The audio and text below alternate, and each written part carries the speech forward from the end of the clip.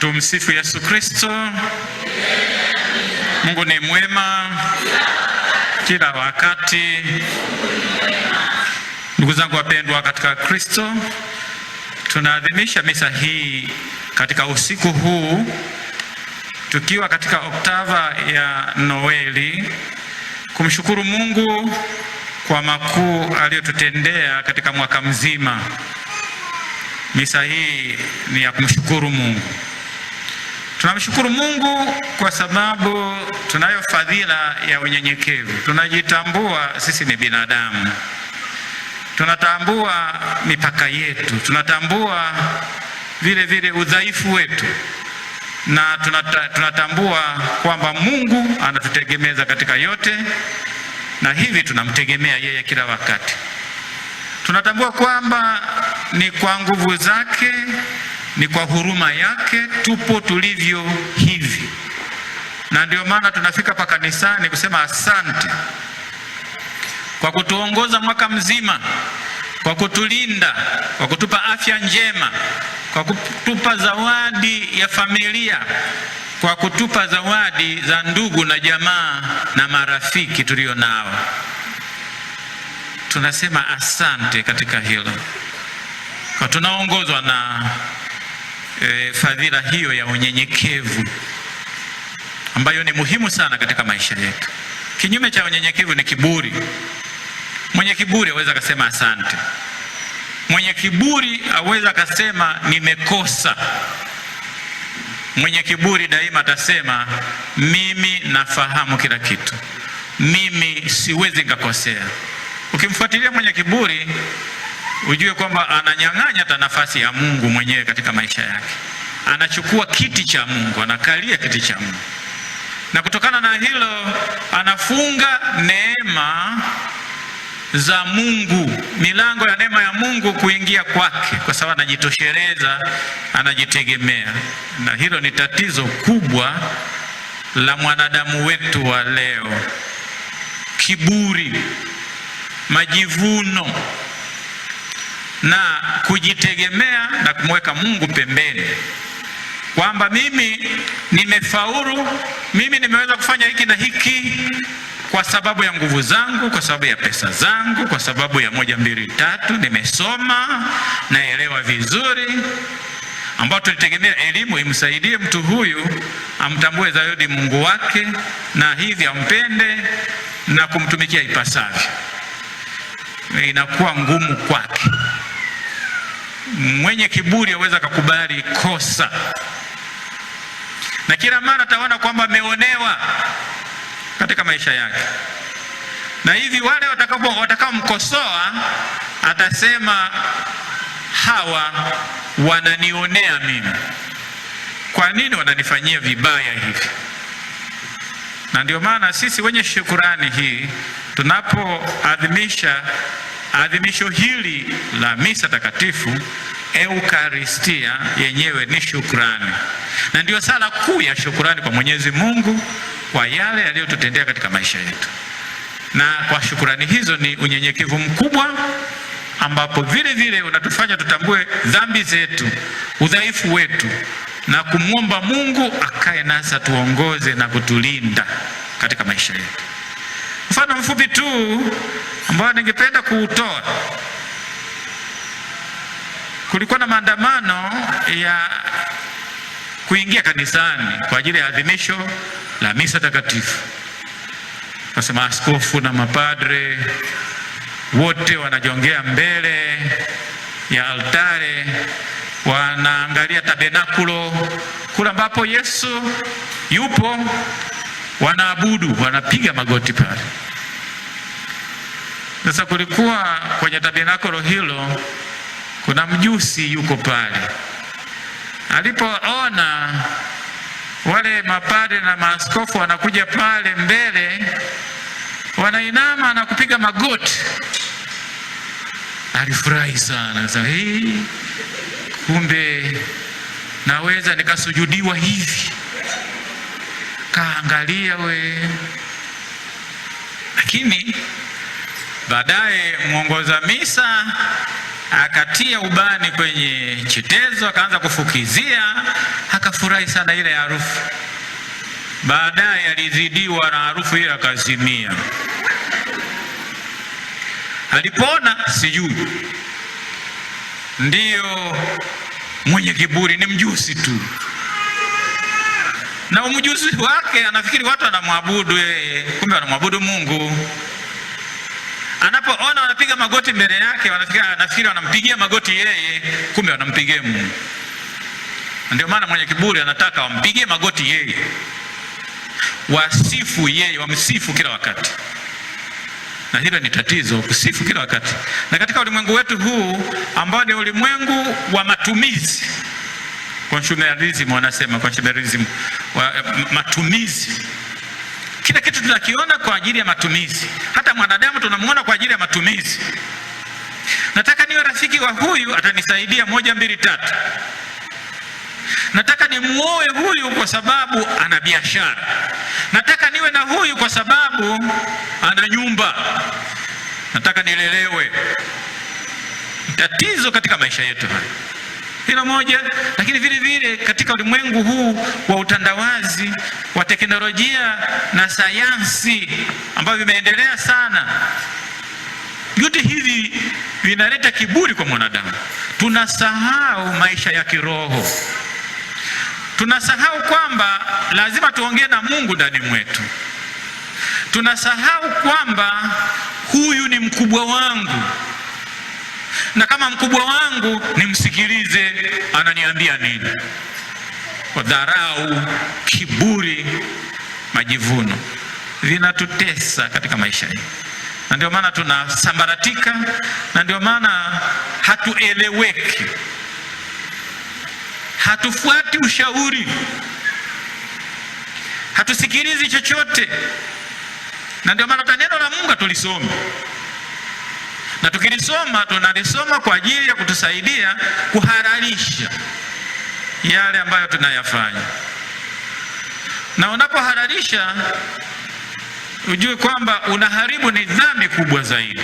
Kuhalalisha kwa kutumia neno la Mungu, kwa kutusikiliza. Unakosolewa, utaki kukosolewa. Leo katika misa hii ya shukrani kwa Mwenyezi Mungu, tunapomaliza mwaka huu na tunapoingia mwaka mpya, kwa maana nyingine tunaangalia mwaka mzima. Tuchukue mfano katika somo la kwanza, mfano wa Solomoni, mtawala huyu. Na Solomoni tunajua kama historia yake, aliwahi kuulizwa na Mungu, ungependa upewe nini katika sala zako? Unaomba nini? Unaomba unataka kupata nini? Solomoni hakuomba mali, hakuomba utajiri. Aliomba kuwa na hekima, hekima imuongoze. Na huyo tunamsikia katika somo hili, nasema kwamba akasimama mbele ya mkutano katika sala yake ya shukrani, akasema akaubariki mkutano. Na katika kuubariki mkutano, macho yake yalielekea mbinguni kwa Mungu. Abarikiwe Mungu, asifiwe Mungu, atukuzwe Mungu.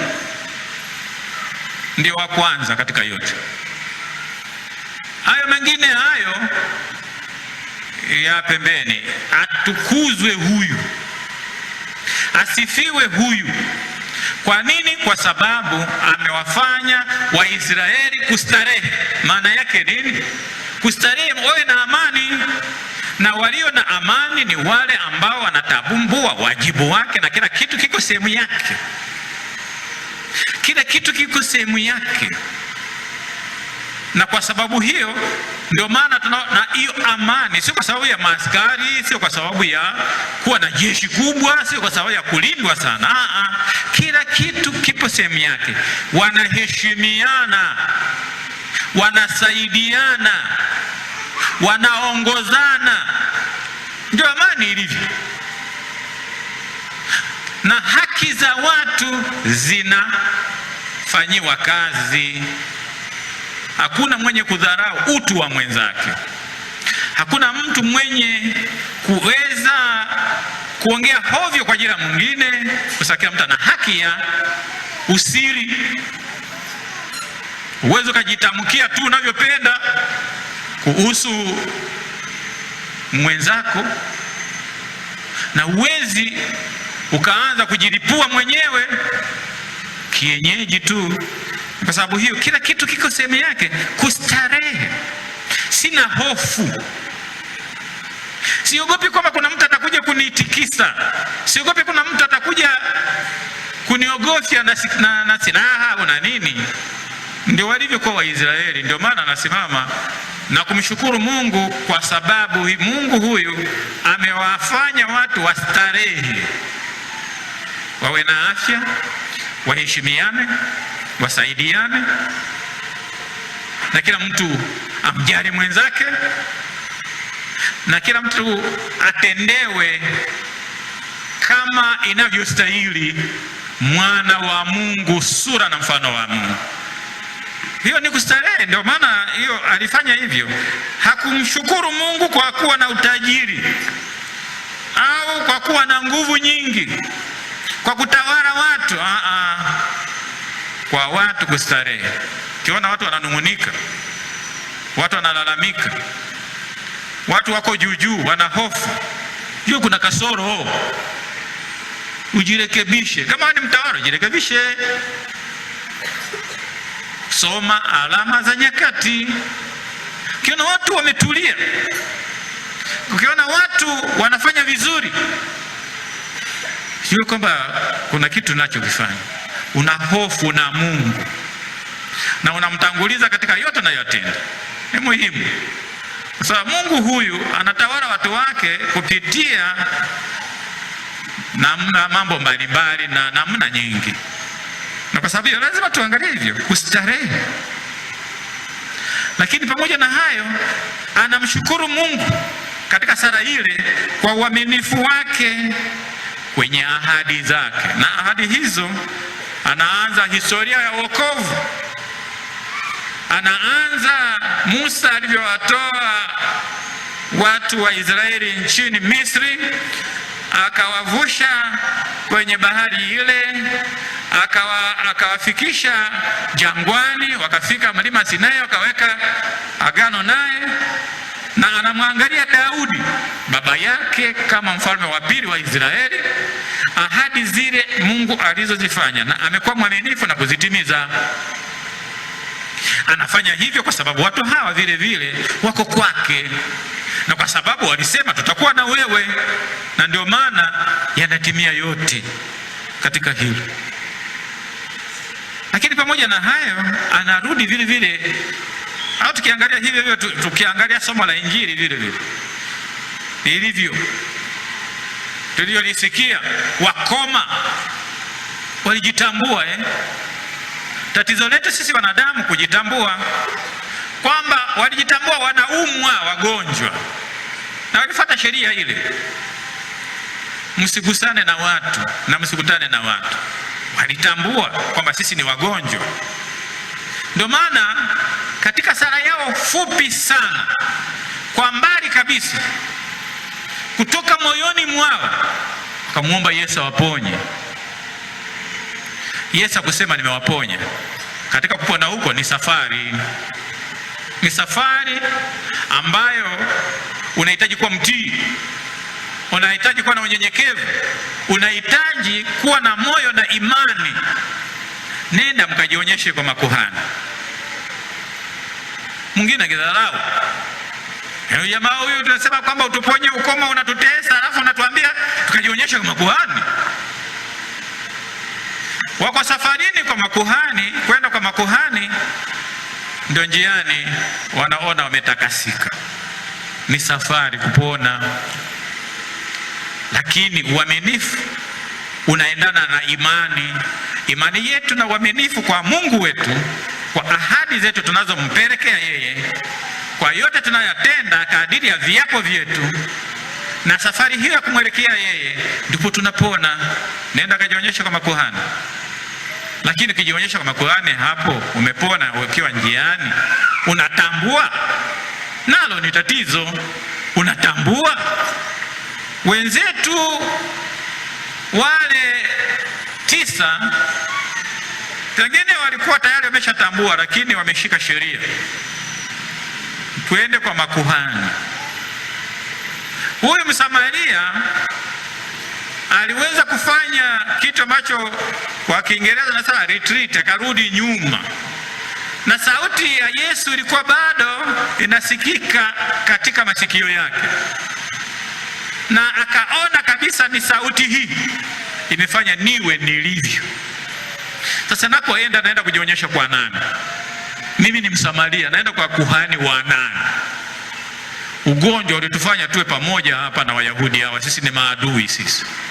Lakini sasa saa hizi tumetakasika. Mimi naenda kujionyesha kwa kuhani nani? Nani ni kuhani wangu katika maisha yangu zaidi ya Yesu? Nikienda kwa makuhani wale watanitenga, lakini Yesu atanitenga hata siku moja.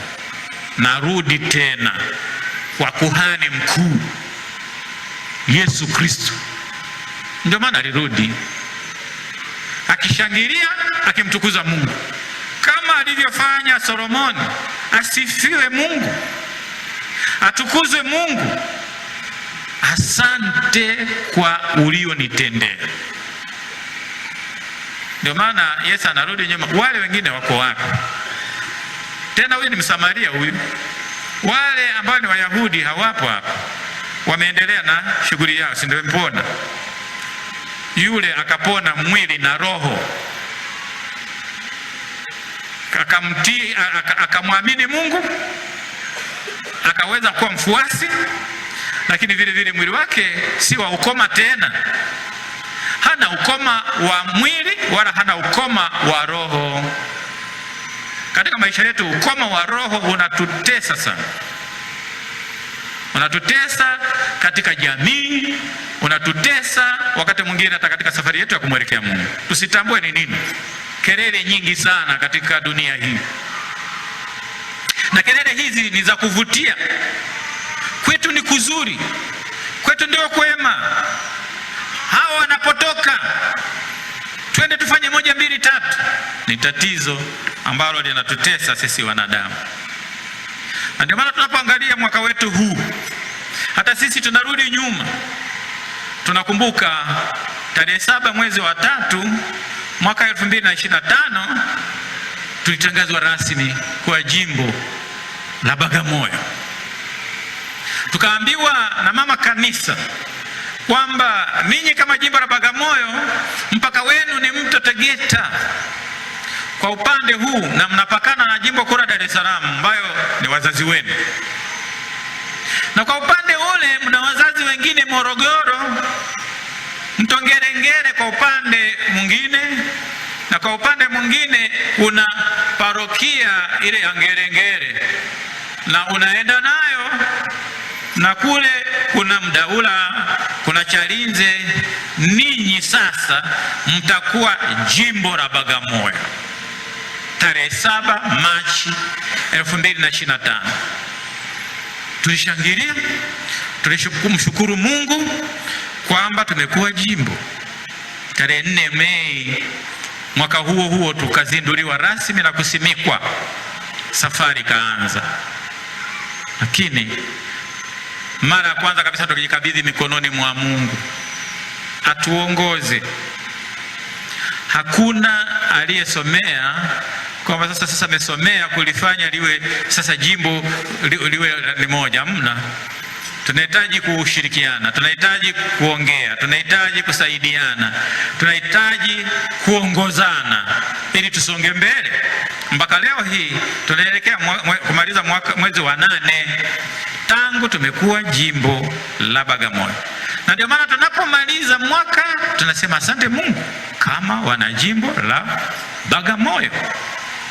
Na wakati huo tukiato na mshukuru Mungu, ndipo tunapo onyesha uhusiano na kuimarisha zaidi uhusiano huu na Mungu wetu, ambao ni jambo jema. Katika safari yetu tena tunaangalia mbele katika mwaka huu, tarehe 29 Oktoba tulipata janga kubwa tarehe 29 Oktoba. Wengi waliuawa, wengi walipoteza maisha siku hiyo, 29, 30, 31 mpaka tarehe 1 tukawa kwenye lockdown. Na tukiwa katika lockdown, tunakumbuka wakati wa COVID-19 hatukuwa kwenye lockdown, tulikuwa tunaendelea na shughuli zetu. Ndio mara ya kwanza kusema lockdown iko hivi. Kizubao ukikaa ndani unaweza kukutana na mwenzako akasema hivi, huyu ni nani? Ni binadamu au ni nani? Unashangaa kwa sababu ya lockdown. Si kawaida katika taifa letu kuingia kwenye swala kama hilo. Kila mmoja alishangaa, kila mmoja alidua, na tukajua kabisa tumemkosea Mungu. Tumekuwa mbali naye, hatujamuomba, tumezidisha kiburi, hatusikilizani, hatutaki kuongozana, hatutaki kushauriana. Tukakumbuka ushauri wa baba wa taifa Mwalimu Julius Kambarage Nyerere. Tukakumbuka nyimbo zile alizotufundisha. Wakati ule kulikuwa na kitabu fulani naangalia, asema sisi tumekwisha uwasha mwenge, tumekwisha uwasha mwenge. Tukikumbuka vile tunalia kabisa. Yametoka wapi ya tarehe 29? Tumepoteza mwelekeo. Katika kupoteza mwelekeo ndio maana tunanyanyasana, na ndio maana tunauana kama wanyama. Ilikuwa shida katika mwaka huu tunaomaliza. Na ndio maana tunapotathmini lazima tena tuseme Mungu utuangalie kwa namna pekee. Haya si ya kibinadamu. Tukiangalia ubinadamu wetu, Mungu hatuna nguvu yoyote sisi. Leo naweza nikafanya 1, 2, 3 nikakuua, nikakufanya nini, nikafanya hivi nini na nini, kesho mimi nakufa. Hakuna atakaye ambaye hata kufa. Tena naweza nikafa kifo kibaya sana. Sasa Mungu anatuangalia. Mungu anaangalia mawazo yetu, nia zetu. Anafahamu kila kitu. Tunavyokaa, tunavyosimama, tunavyotembea. Hilo lilikuwa janga. Hilo lilitutoa machozi katika mwaka unaopita. Na hilo kila mara nasema Mungu, tunaomba uwe nasi. Ndio maana tunapoliangalia somo la kwanza bado linatukumbusha Solomon anaomba pamoja na kusema asante Mungu kwa kutupa amani. Pengine sisi tulikosea kwamba tumepewa amani, tumesahau kwamba vile vile sasa kila kitu hakipo sehemu yake.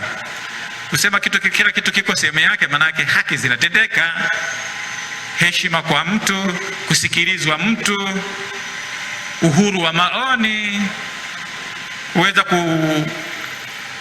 kuongea katika hilo, kusaidiana, vile vile kushauriana, kusikiliza ushauri ili tusonge mbele.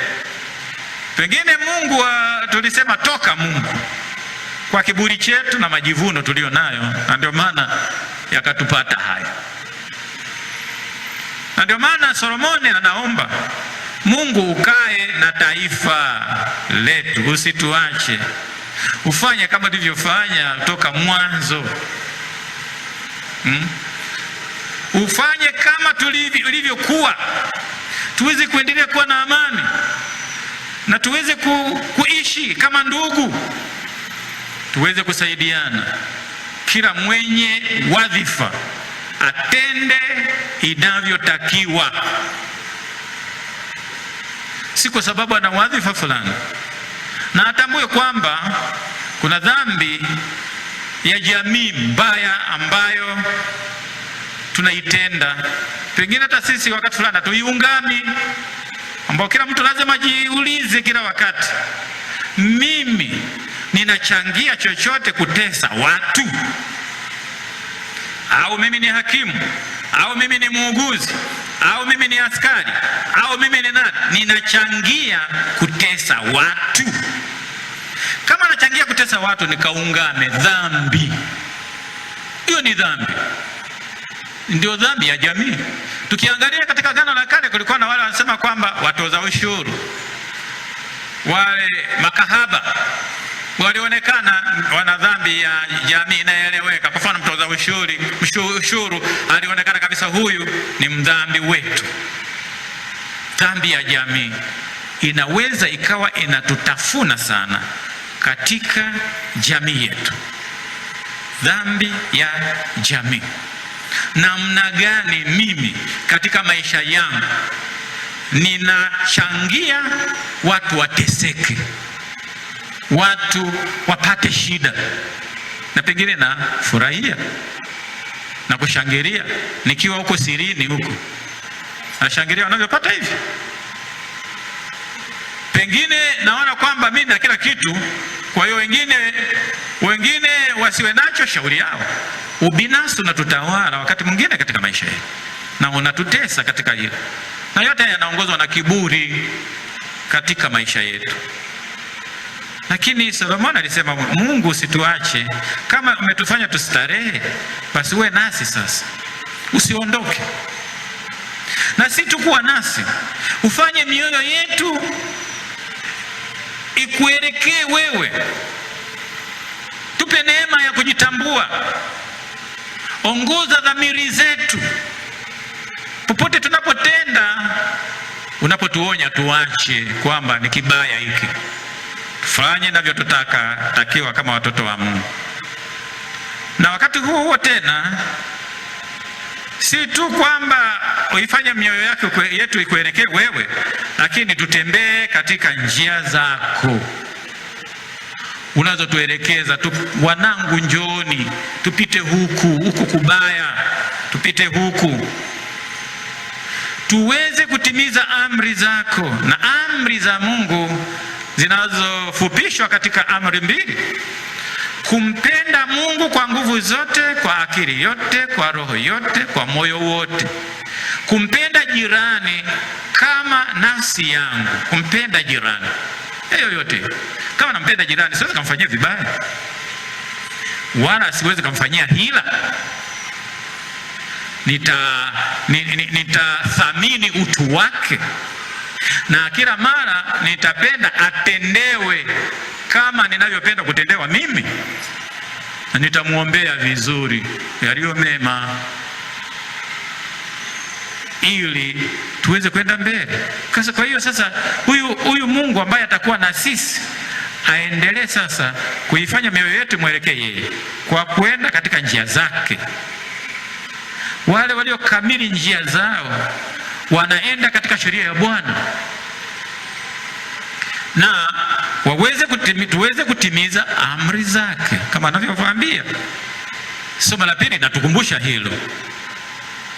Paulo anaeleza vizuri kwamba yeye alipanda, Apolo amemwagilia, lakini mwenye uwezo wa kusema vitu vikue ni Mungu peke yake. Sisi ni nani wa kuweza kujivunia kwamba ni sisi tumefanya 1 2 3? Na ndio maana ukifanya vizuri unapiga magoti sawa, asante Mungu.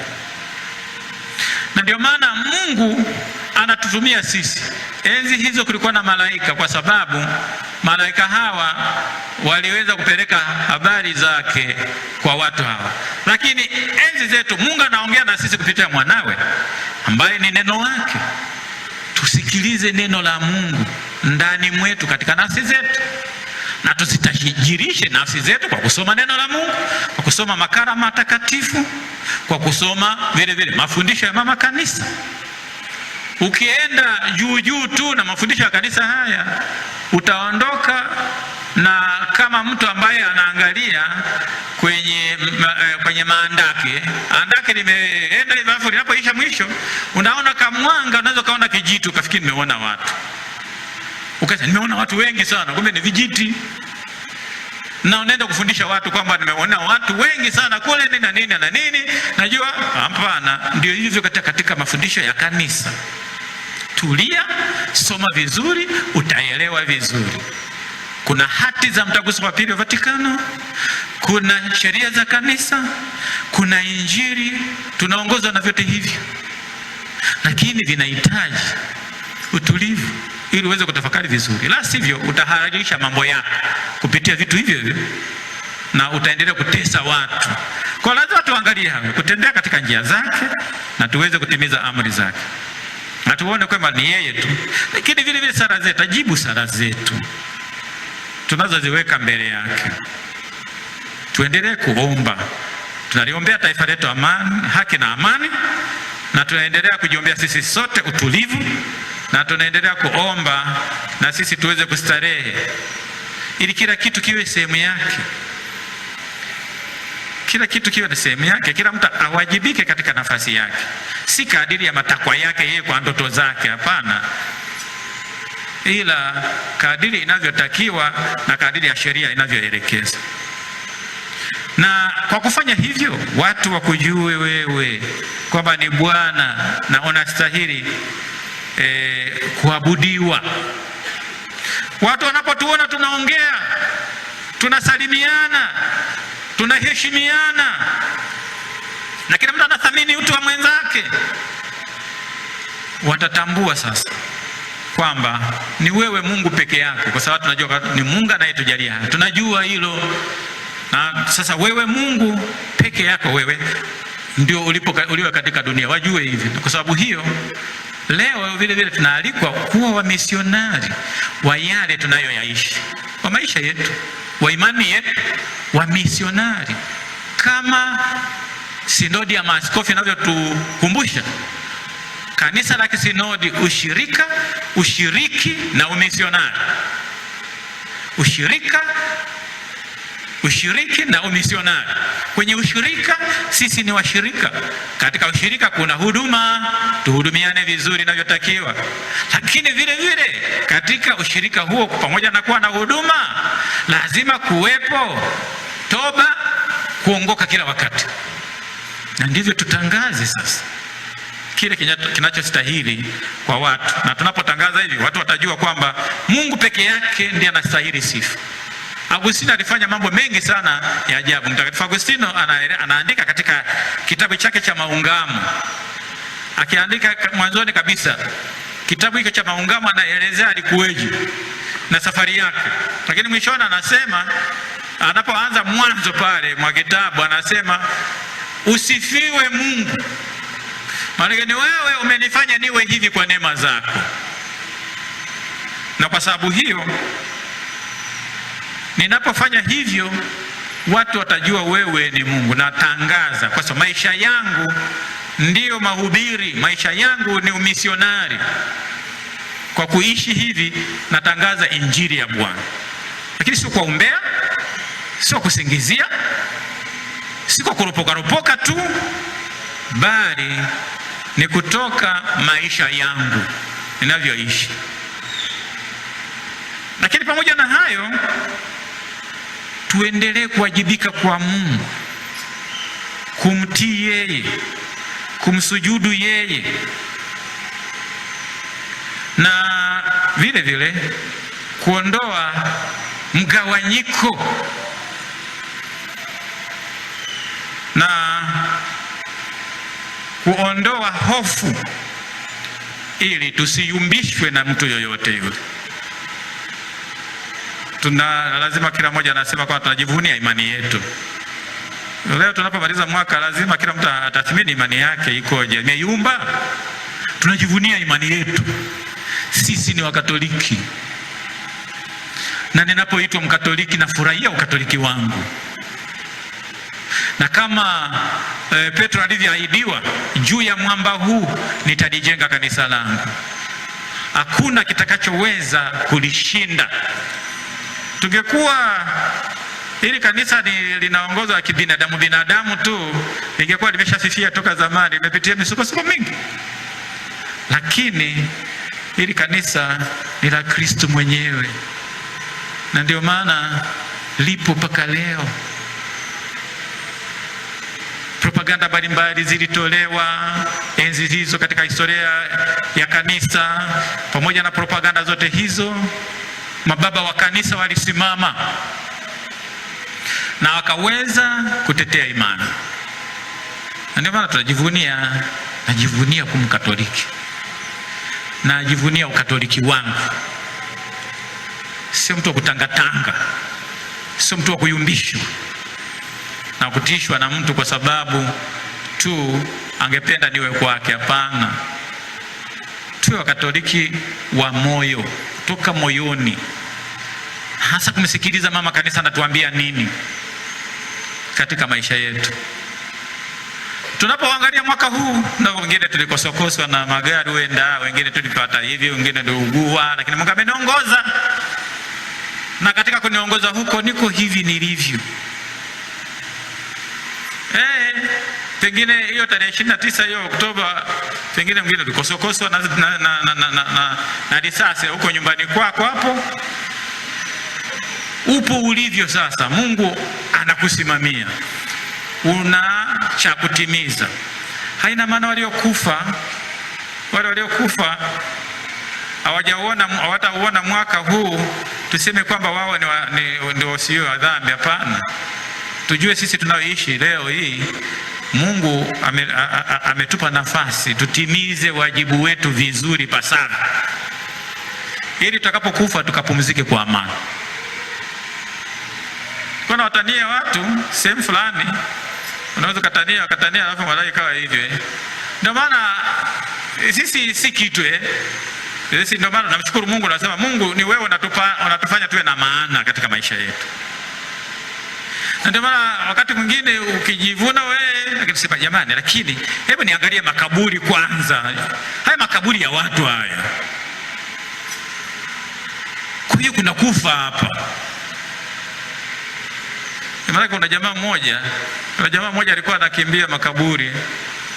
Huyo jamaa huyo alikuwa anakimbia makaburi. Sasa alitoka sehemu fulani kwa sababu kuna makaburi mengi, akahamia sehemu nyingine. Kuangalia naona makaburi hapa. Anahama anaenda sehemu nyingine, hakukuta makaburi kabisa. Sasa hapa ndio pakukaa. Akiwa amekaa jioni nyumbani kwenye mezani, akaletewa chakula. Sasa wale supu alipoletewa supu hiyo, akakuta viganja vya binadamu vimejaa mle na minofu ya nyama ya binadamu. Akashangaa. Sasa sisi huko tunakula watu, ndio maana hujaona makaburi. Kwa hiyo tunakula kifo tu, ni nyama nzuri. Kwa sababu umekimbia kote kule makaburi. Kwa umefika hapa bwana, hakuna makaburi, haina maana kwamba watu hawafi, wanaliwa. Kwa hiyo lazima tutambue tutakufa jamani, tutakufa. Uwe na wadhifa wowote ule, tena hata ulindwe ufanye nini, watakuchoma. Yani kifo kinakuchoma hapa hapo. Kwa heri zako na mabunduki yote hayo nakaa tu, hamna kitu. Tutakufa. Na ndio maana hata wakati mwingine majivuno hayana maana. Tumeona watu wamekufa, walikuwa na maana, walikuwa nini, lakini wameshaondoka, wameshasahaulika. Kwa maana ni Mungu peke yake. Na ndio maana akisema kwamba nani ambaye nataka nimbebe niwe naye katika maisha yangu, ni Mungu. Hakuna ambaye anaweza kukunyang'anya Mungu, lakini vitu vyote hivyo unaweza kunyang'anywa muda wote. Maisha yako unaweza kunyang'anywa, na nini unakanyang'anywa, lakini hakuna atakayenyang'anya atakakunyang'anya Mungu hata siku moja. Na ndio maana katika safari zetu, ili kujinyenyekesha, wakati mwingine ukiwa chumbani mwako unakaa wewe ukasali, lakini malizia siku moja usema uangalie juu, uangalie kulia, uangalie mbele yako, hivi mimi ni nani?